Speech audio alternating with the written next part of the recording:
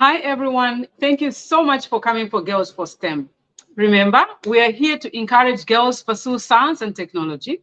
We are here to showcase other role models that are pursuing STEM.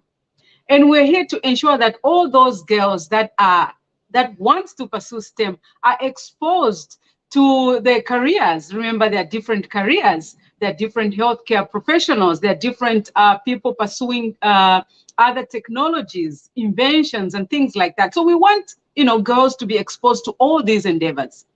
Guess what today? I have a very special visitor, guys. Her name is April. She's a student, and she's going to share with us how she's navigating STEM. So before we even waste much time, I would like to bring her up. I'm so excited, guys. So stay tuned.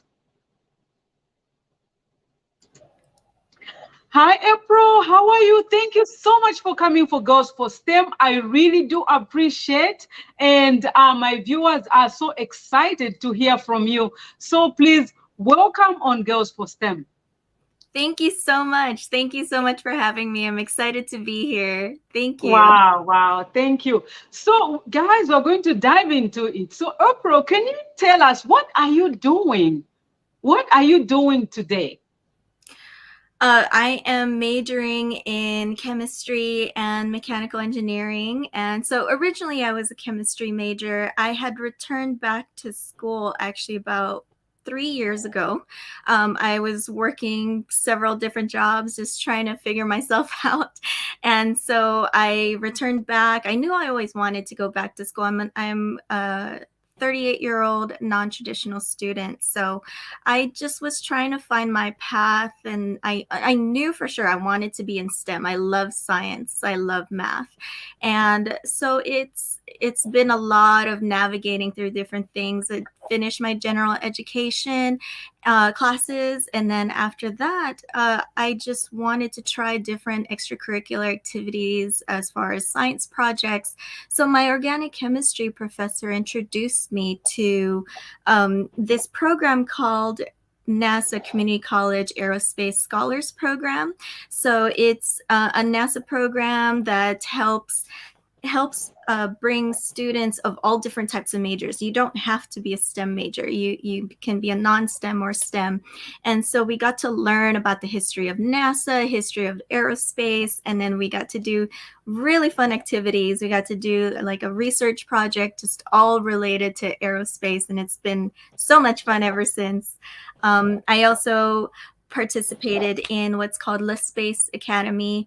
And so there's different workforce development programs. It helps us prepare for our future in whatever industry we pursue in. So I've been networking and meeting so many wonderful, just such a diversity of people, both men, women, ranging from as close as high school graduates all the way to even people like myself who are changing careers from such a wide variety of age range. Wow. Thank you so much for that introduction, April. It's so exciting to hear all those details, and I'm sure my viewers would love to hear more about what you've just shared. So it's so interesting being in STEM as a woman. We have so many challenges. We have, there are few women in STEM, few girls in STEM. And it's just a privilege to be talking about this topic, especially on this platform, just to engage, not only girls, but we want to engage more people into STEM, because STEM unlocks the future economy.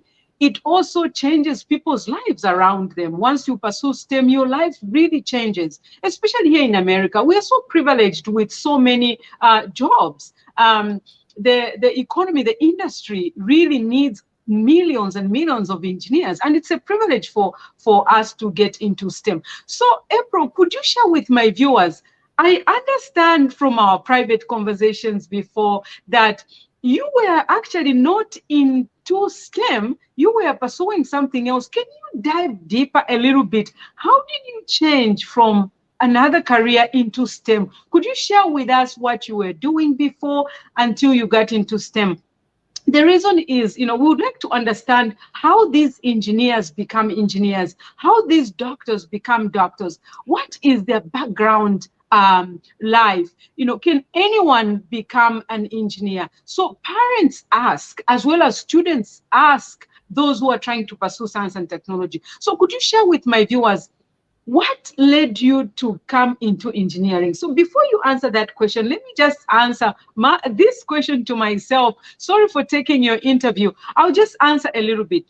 Myself, I pursued engineering late in my 40s, and people get really shocked. Yes, that's when I went to Glendale Community College, when I was already older.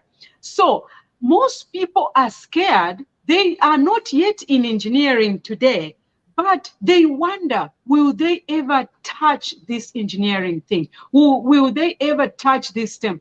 Guys, I'm a living testimony. I pursued engineering late in my 40s. Can you believe that? And I'm selling out my age. Sorry, I didn't want to sell out my age. Now people know, they're like, then how old is she?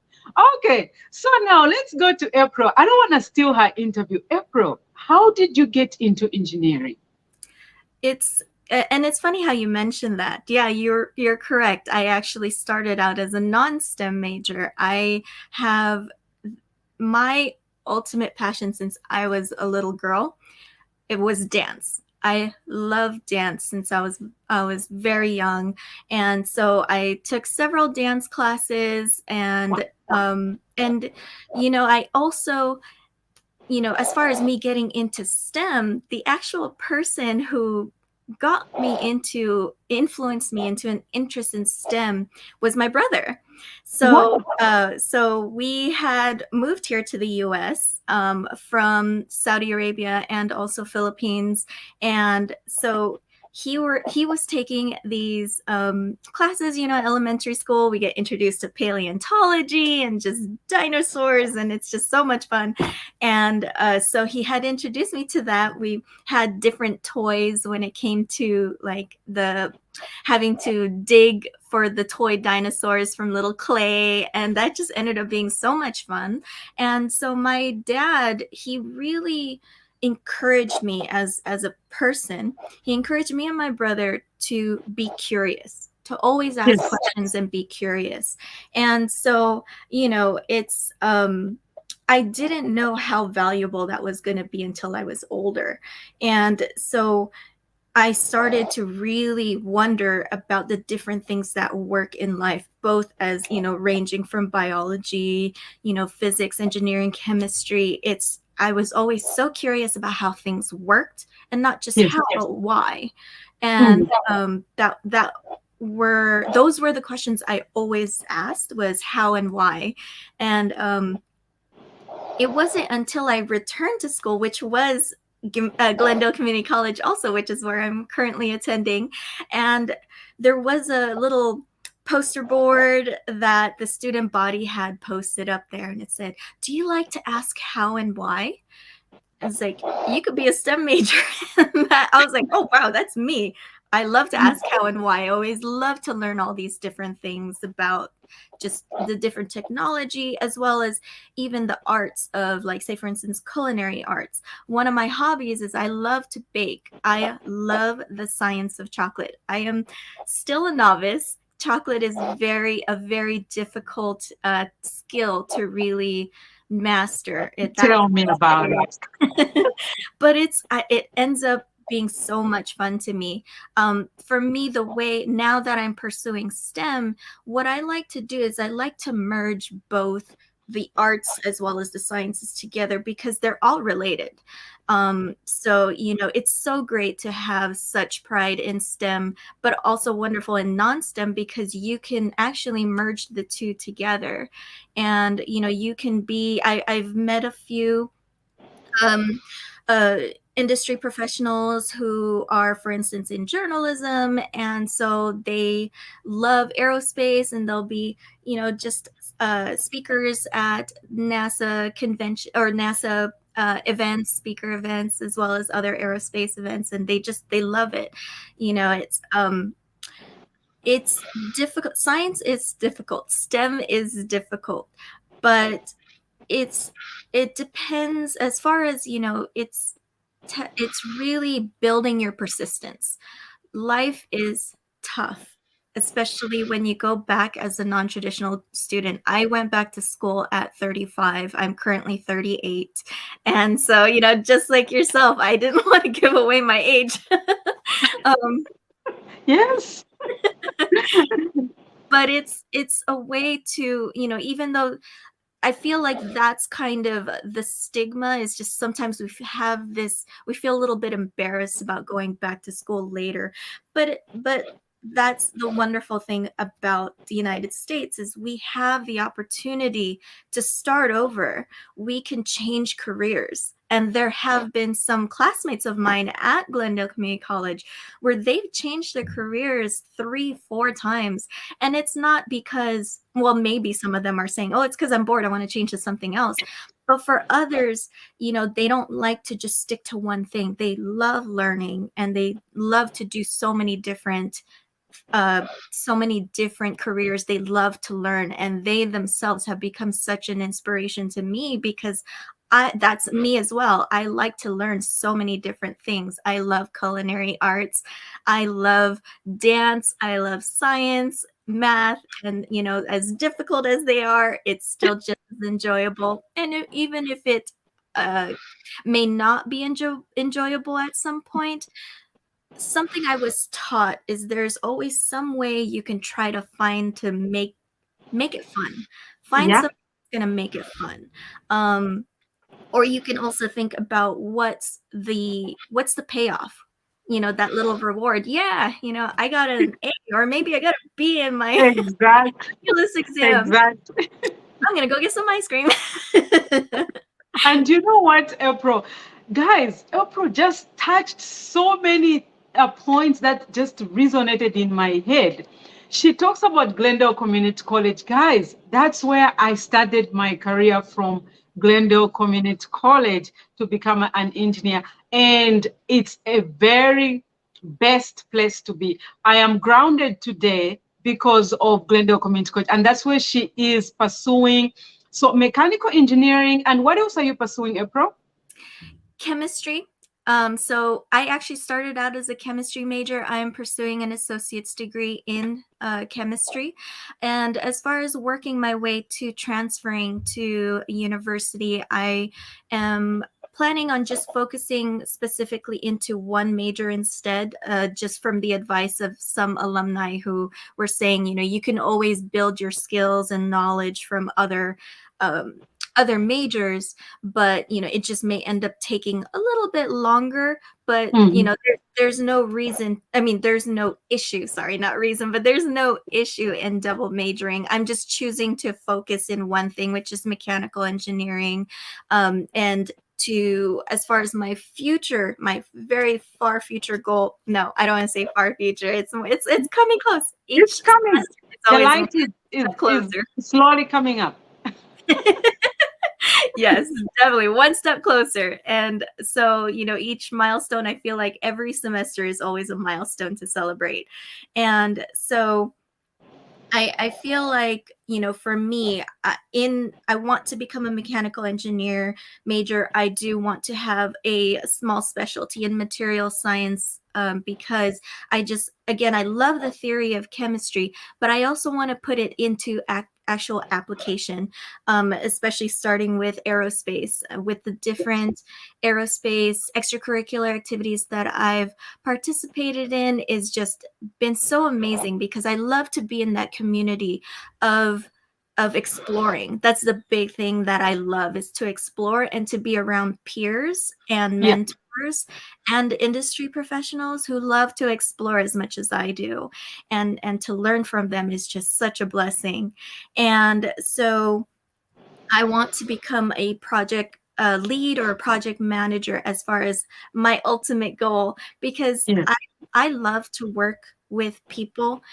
I feel like for my calling, I'm a big team player. I love to always be there to support my teammates, regardless of what role I am. I don't have to be a project manager. But as far as my future career goal as a project manager, I feel this sense of responsibility to support my teammates, to Yes. support, and not just my teammates, my fellow colleagues, even if they're from other teams. We can always, we have an objective, we have a mission or a project to do. So what Mm-hmm.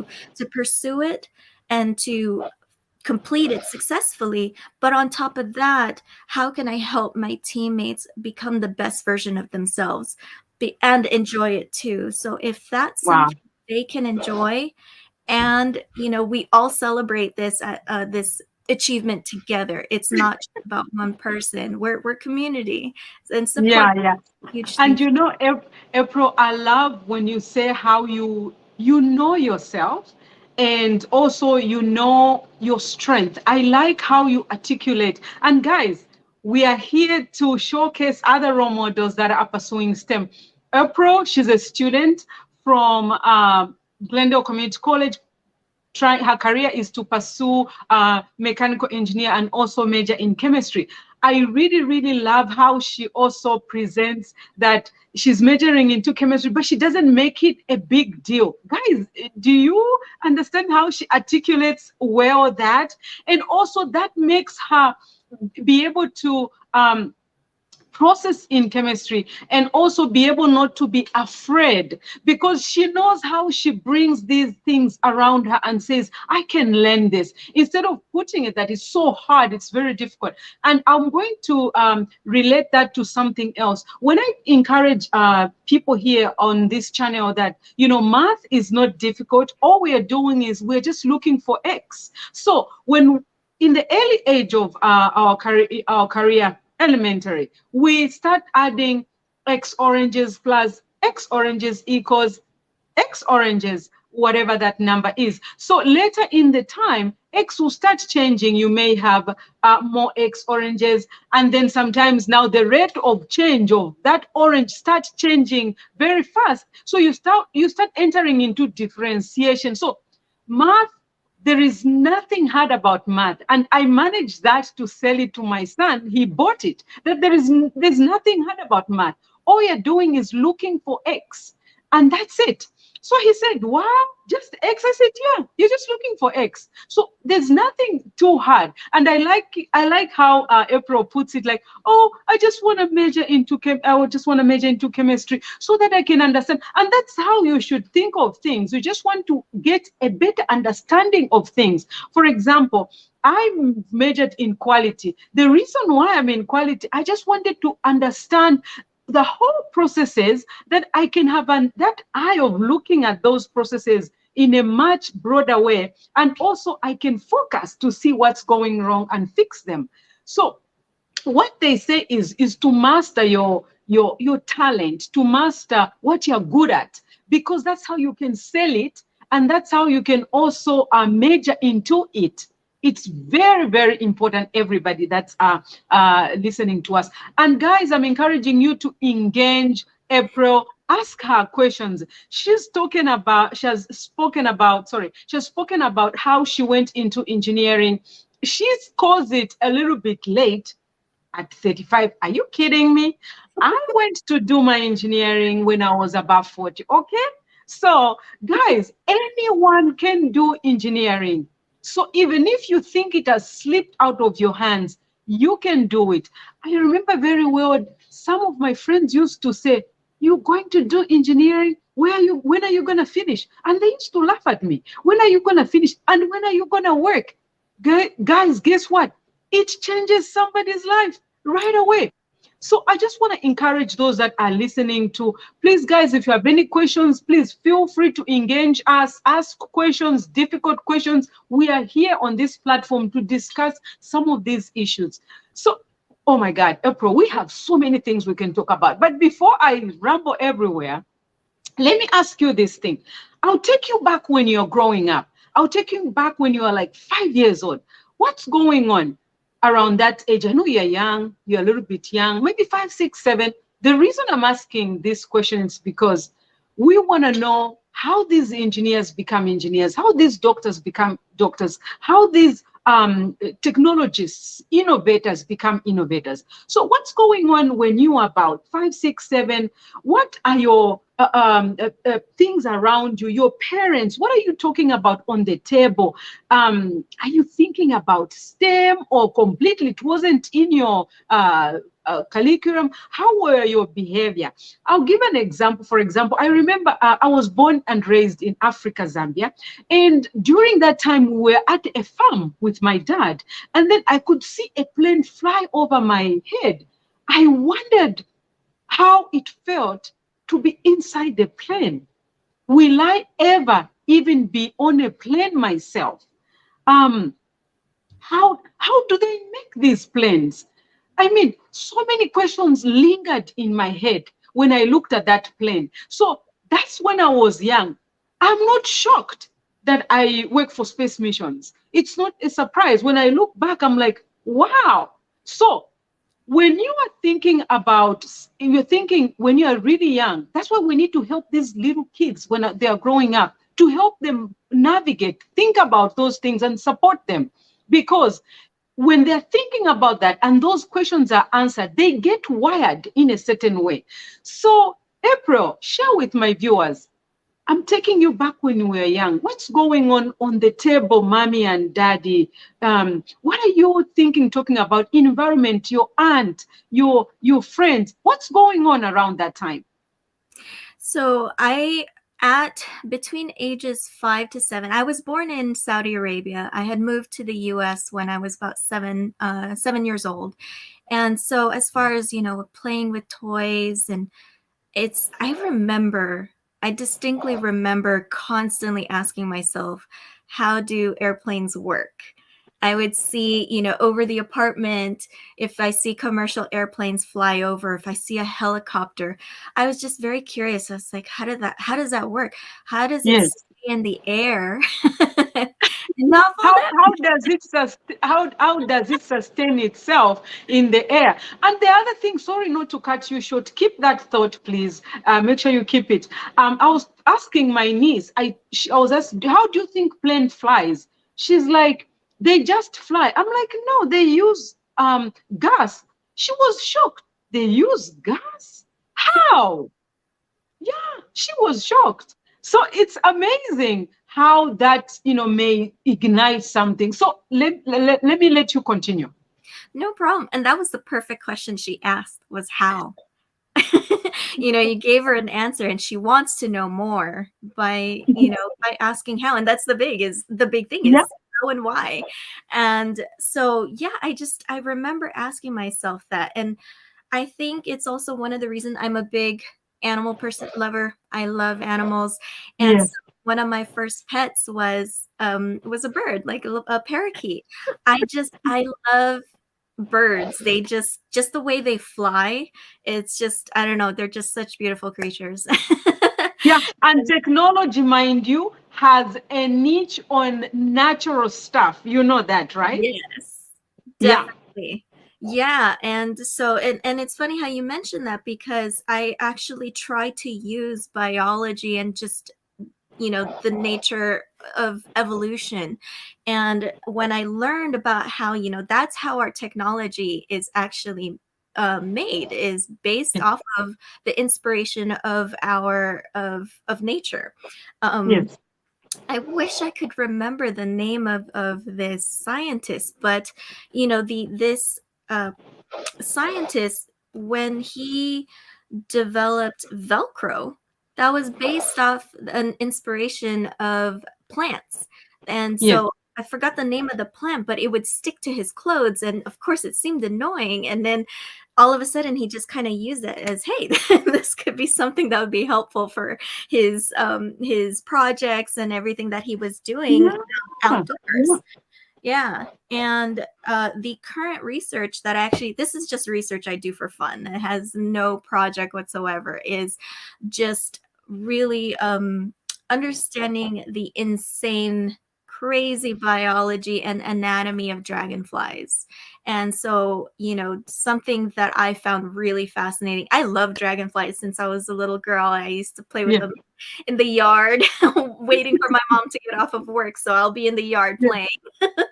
And so I would catch dragonflies. And something I had learned last year is that dragonflies, when they fly, they actually operate, each of their wings operate independently. They function independently. Wow. And so they happen to be one of the best, even though they're small, they happen to be one of the Mhm. best predators in the skies. One Yeah. of the few, or if the only, no, one of the very few who can fly backwards. Wow. It's amazing, and it's just having to learn more and more. And again, this is just the science geek in me, just being so curious, Mhm. learning and researching more about just the science of dragonflies, and possibly how can their anatomy and physiology can be used towards, for instance, advanced air mobility, and Yeah. and current, like drones, or just, even other types of possible future aircraft that we can use. Wow. Wow. Wow. Yeah. So again, we'll go back to share with us when you were little. So what's going on in there? Did your parents talk about STEM? Did you have any aunties, uncle talk about STEM, or friends? What happened when you were young? Actually, with my parents, they were really trying to encourage me to go to in the medical field, into nursing, and so I was curious, but not as as interested. And Yeah. if anything, I was more interested in veterinary science, and that was Wow. something I loved. And so, it was more of with the again to bring my brother up again, he's the one that really encouraged me and inspired me to think as far as with the sciences, like with how does the toy race car, how do Yeah. wheels work, like just having to play with the toy race cars, or um, little Tonka trucks. And also, again, when he introduced me to paleontology, and just having to learn about, not just about our past life, about what Mhm. life was like for, the previous eras. And so that really nurtured, him introducing me to that, and we'd be working together on these types of small projects. It really help nurture my curiosity, and my exploration was, my brother. Wow. That's like a role model as well. So now that you talked about your brother, who's your role model? Definitely my brother. He's a very hard worker. He, Yes.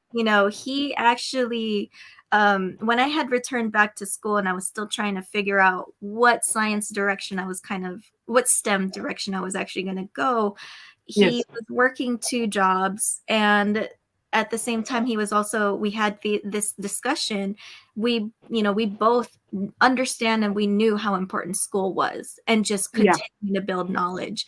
But it's just having to find that inspiration and try to discover yourself. And it doesn't have to be just one thing. My brother loves science. He's a very, very big advocate for science. But he also enjoys business. And so Yes. and again, it seems like two very different things, but they all connect. All of those majors, all of those studies connect, especially when you're working on these, million or billion-dollar projects. And Yeah. that was something we would just have random discussions about just life, and how, what are these crazy technologies that are happening nowadays, what are the current projects that are happening. And so we would always have this connection as to, him learning more about the business side, and him teaching me about it, and then I would also share the science side, and how can they connect together. Wow, I love that you love such discussions. I do too. Wherever I am, I'll just pick some, because for everything that I see outside the environment, it just resonates with me how it can be changed. I remember one time we were driving, right? And then I was like, why can't vehicles communicate to each other? That was about maybe 5, 6 years ago. I thought like that, not that somebody told me. Of course, by that time, there was already technology they were trying to develop, right? It's called V2V, vehicle to vehicle. Guys, if you're listening, make sure you can search V2V, vehicle to vehicle communication. It's amazing technology. And it's also part of the driverless cars, of course. But now they would want to have all the vehicles with this technology whereby they would communicate to each other. And not so in my thinking, I was like, people communicating to each other from one vehicle to another. And then I remember my cousin asked me, "It's like, what's the purpose?" So I could see how I was different because I'm thinking, differently. I'm like, vehicle to vehicle communication. Well, today, if you now check that out, of course, driverless cars, but just more about that. They're trying to make sure all the vehicles in maybe 10 years or 20 years, they would communicate to each other. They would tell each other what's in front. They would tell each other on potholes that, there's a pothole here, don't drive here. Just so much communication and, keep a distance from me. Just so many things that will not be able to crash because our main issue as engineers, not only in society, but as engineers, of course, society, is to make our lives better in terms of not hurting ourselves, right? That's why engineers were here, is to make our lives better and things like that. So what I'm trying to say is curiosity is so interesting, and also just to verbalize those things that we think in our head and articulate them.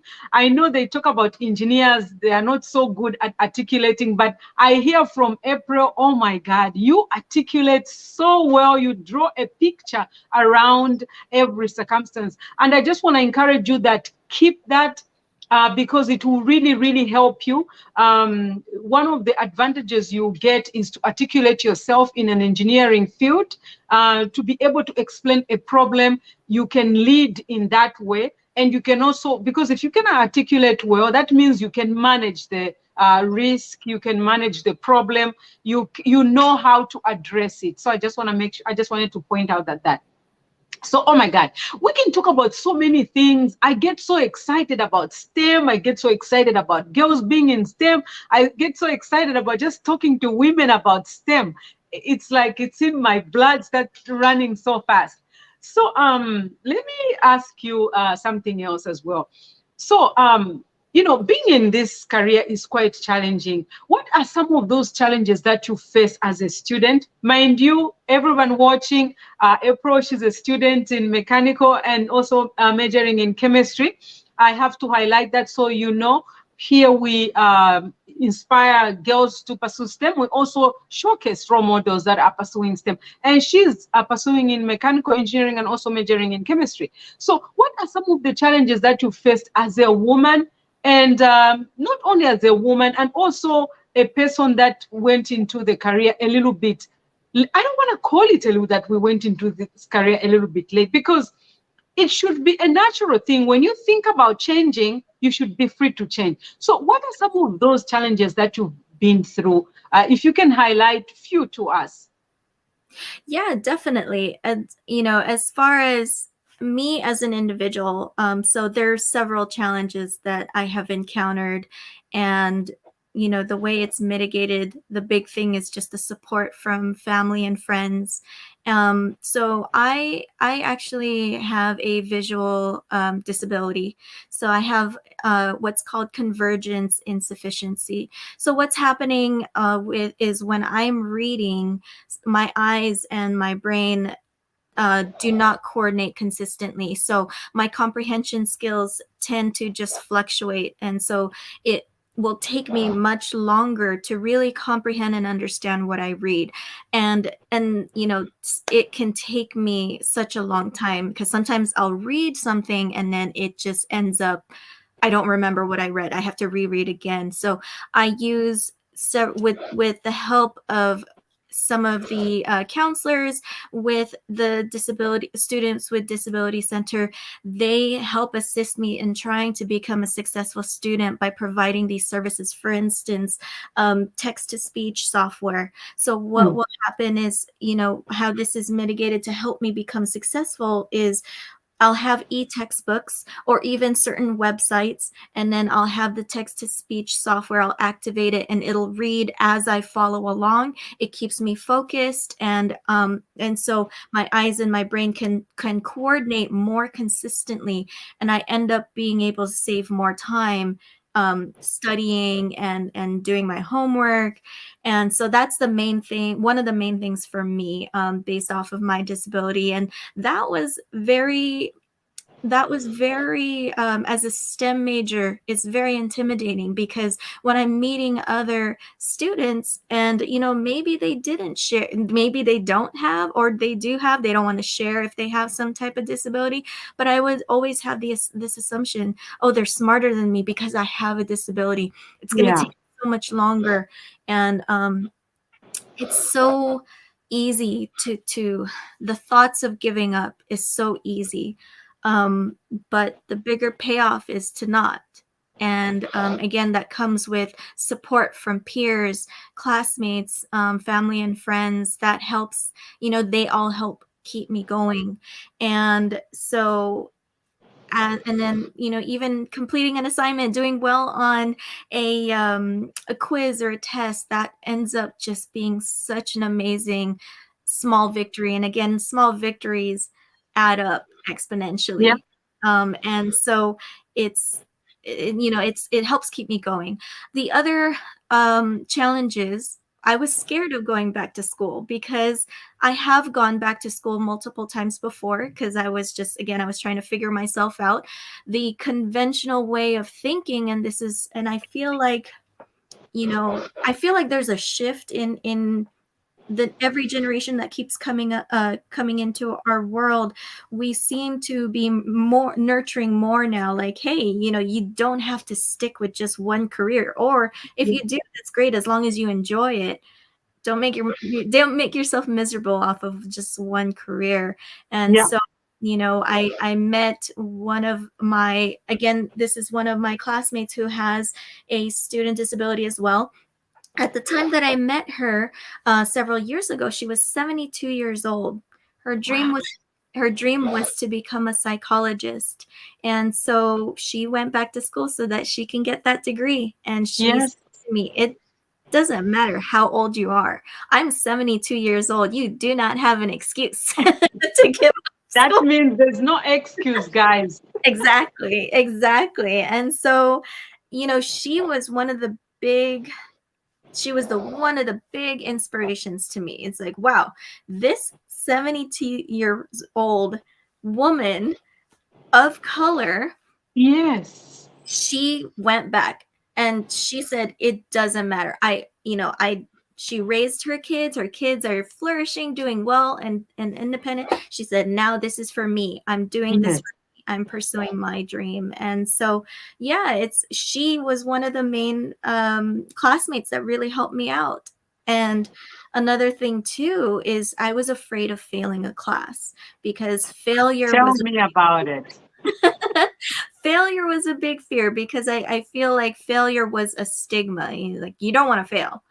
And But then when you fail, it's like it was a big word to tell you you can't.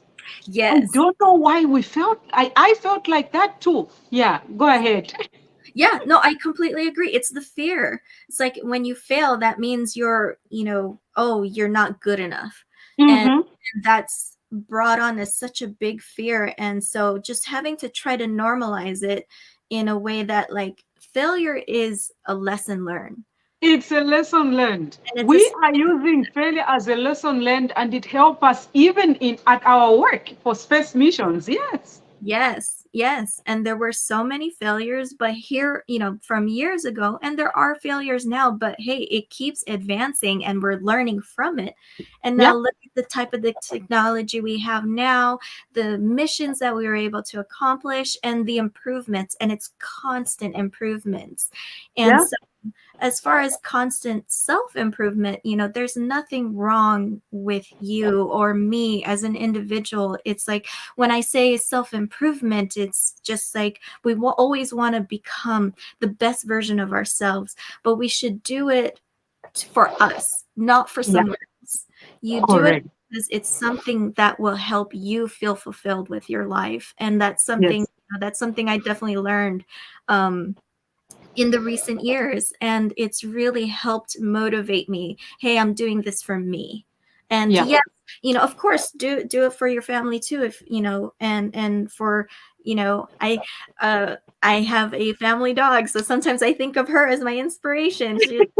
Whatever it takes to encourage, to motivate us. So now, talking about motivation, I really like you already going into a nice point. So what really motivates you to keep going, to keep pushing, to complete this your STEM career as a student? What really pushes you? What really pushed me was really my peers, my aerospace peers. They were Yeah. such a huge contributor to helping me build my self-confidence. When I first started each of the academies and the workforce development programs, and I met them, and again, coming into women in STEM, I was interested in engineering, but I was always afraid Yeah. because unfortunately, I met several people who would tell me, both in a previous school, as well as my previous jobs, where they would say engineering is not for women.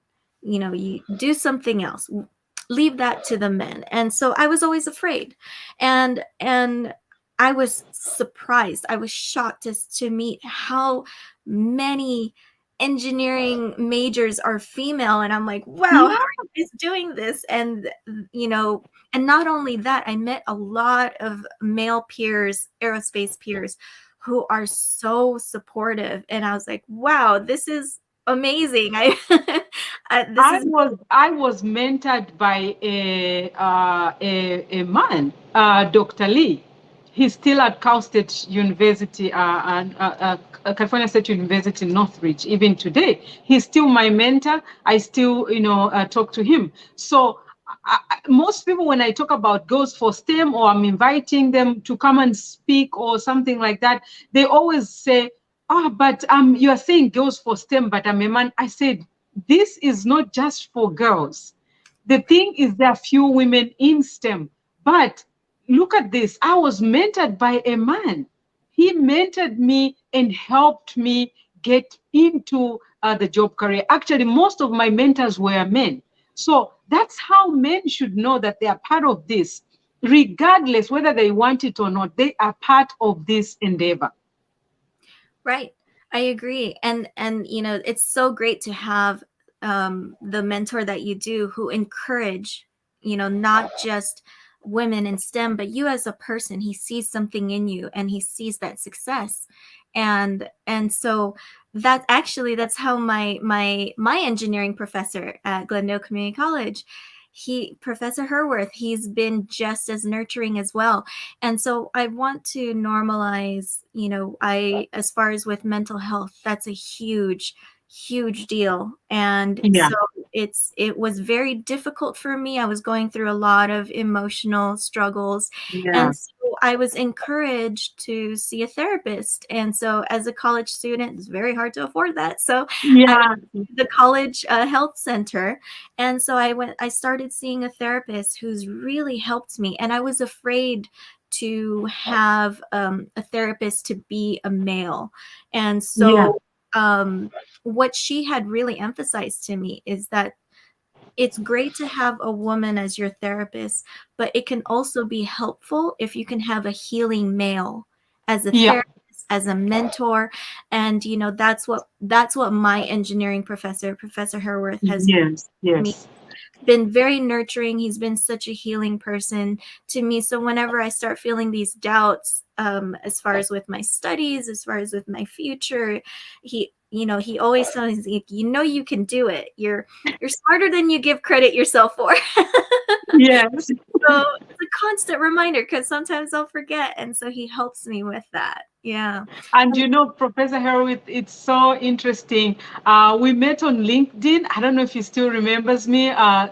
So I remember when I told him about Girls for STEM, he wrote to me, he's like, whatever you need I'm at Glendale Community College Engineering Department head, whatever you need, please let us know. I was so touched. I was like, wow, he's such a nurturing person. And we just want to say that anyone, girls who wants to pursue STEM, engineering, we have so many mentors in our lives. So don't be scared to venture into STEM and go and try those subjects. Even at Glendale Community College, students, go into engineering. Don't be scared. There's so many professors, who will be able to help you navigate STEM. Here, we're talking about April Joel. How is she navigating her STEM? That's why we are here, guys, listening to her story.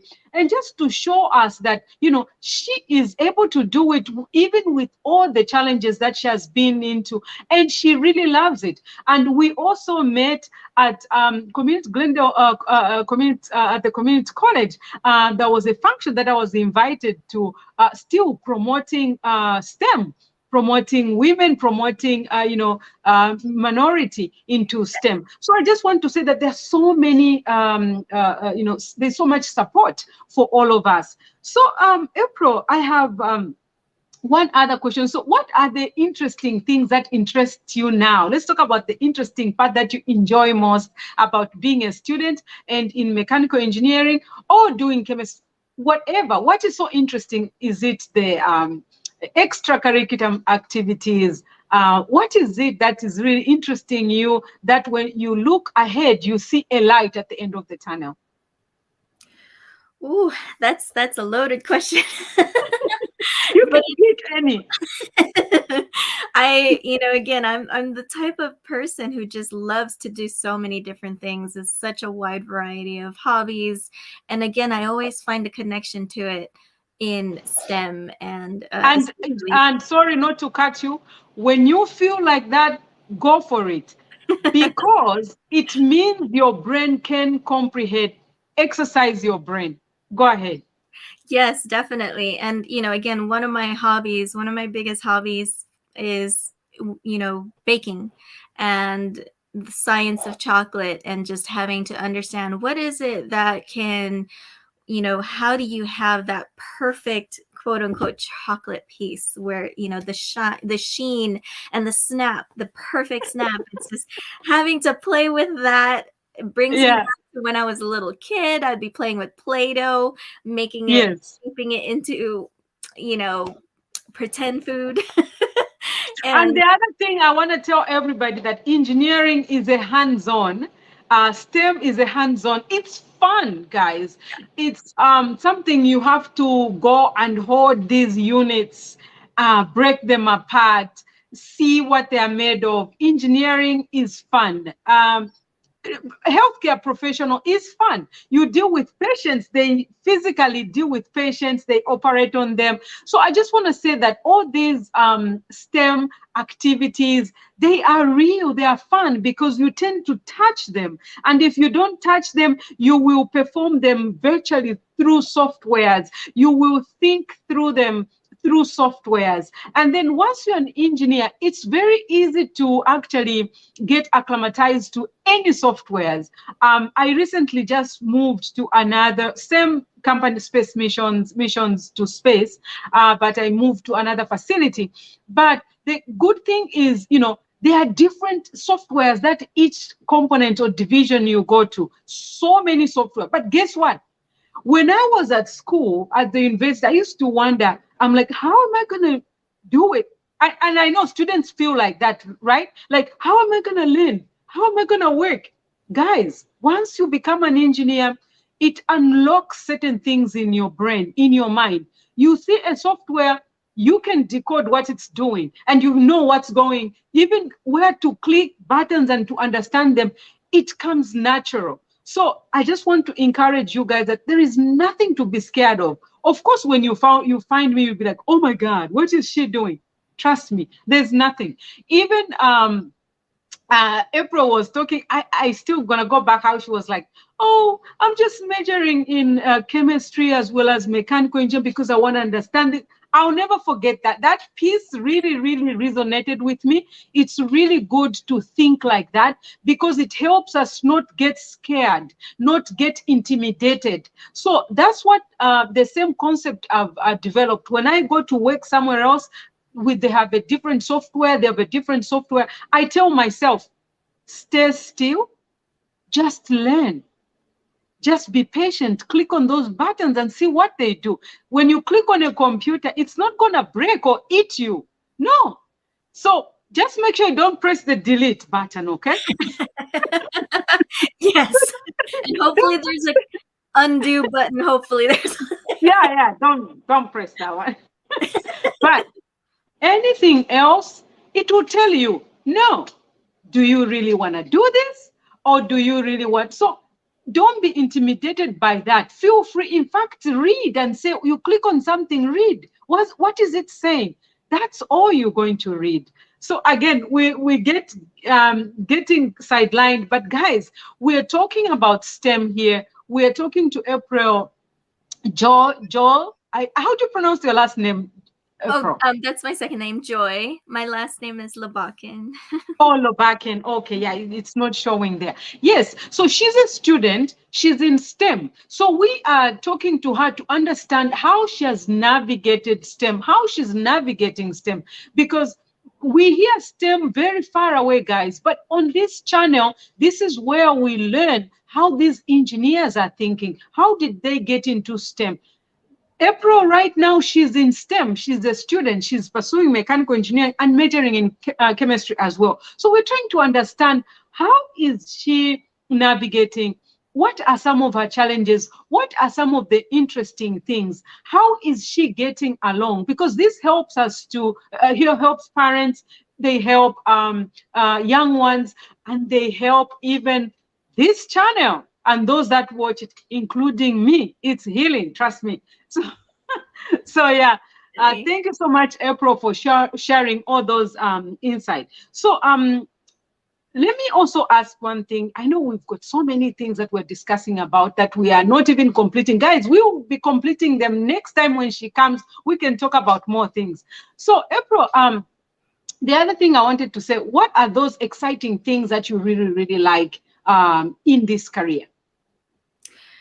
The biggest thing is exploring the unknown. That's the biggest thing for me, just because, again, I'm a very curious person. I always ask questions. Again, my parents really encouraged me to ask questions, and because it's you learn, it's lifetime learning, regardless of what age you are. And so the biggest thing for me is just having to be a part of, I want to be a part of those projects. I want to be in that career where, we can help develop and these innovations, not just, that will help us on Earth, but also with, planetary science as well, with the different aerospace missions. And that can help us continue to build our knowledge and to just really appreciate life and what we have here on Earth. That's the big thing. And I love working with professionals and learn from their life lessons. And just to never give up. That's the big thing. And I also networking and just I'm a team player, so I always love learning from my teammates, from my mentors, my colleagues, my subject matter experts, and there's always something new to learn. The big thing for me is I love to learn, and I feel like pursuing aerospace industry, that's something I will continue to just be pursuing and continuing to learn all the new things.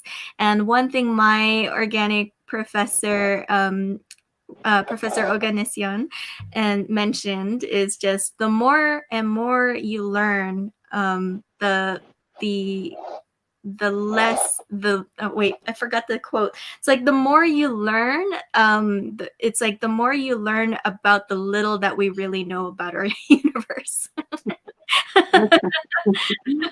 Wow.